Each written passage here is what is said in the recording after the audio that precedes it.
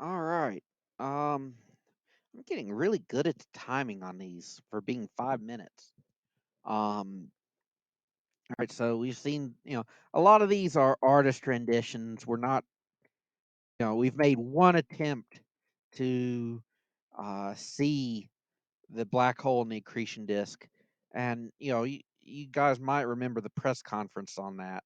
Is it wasn't exactly like awe-inspiring like these artists' renditions, but it was taking lots and lots and lots of telescopes and combining their data with clever algorithms to essentially simulate a telescope the size of the Earth.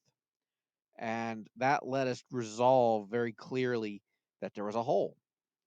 And there's a few, we'll talk about the black holes at the center of galaxies and how we're pretty certain that they're black holes. We'll talk about that as well, but there's a number of ways that we've we've observed that there has to be an object there that looks like a black hole.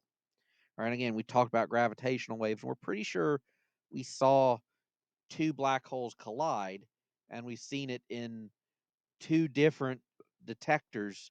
We're pretty sure we saw the collision of them, and to see the collision of them, they have to exist in a sense. All right, I had to cough there a second.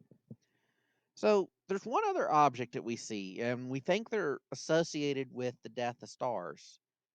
All right, is they're called gamma ray bursts, and what they are is, basically in the '60s was when we started looking at the sky really intently, and a lot of it was looking for the Russians.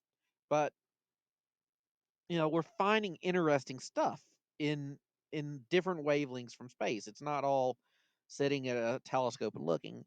And one of the things we were looking for, obviously, was the Russians blowing up nukes in space.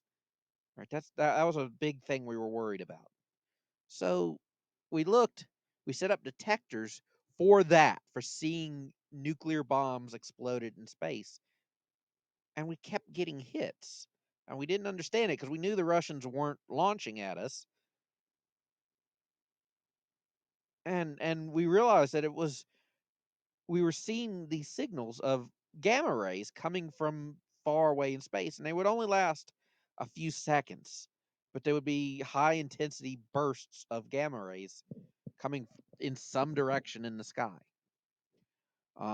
We did our best to kind of distinguish what's going on, and eventually we figured that they're coming from very distant galaxies, which meant that they were very, very, very energetic, that they were most likely formations of a black hole in some sense. We're not sure exactly what they are, but they do seem to correlate with other events there's been some correlations of seeing a gamma ray burst and seeing a gravitational wave event. But at least some of them seem to be from supernova explosions. Some of them might be from collisions between neutron stars or black holes. Um, but we've seen a number of events, and we've been able to isolate some of them, and I've included the images here of them. All right. We're not exactly sure what they are. This is one of those mysteries that we're still working out. We got a lot of clues, but they're very massive and very far away events. So we don't know all. This is something we're still researching. Right. I believe that's going to conclude the slides. That's chapter 18. Francis is telling me I got to go to sleep. Francis is my cat, of course. If you look at the physics videos, you will have seen her when I worked out problems.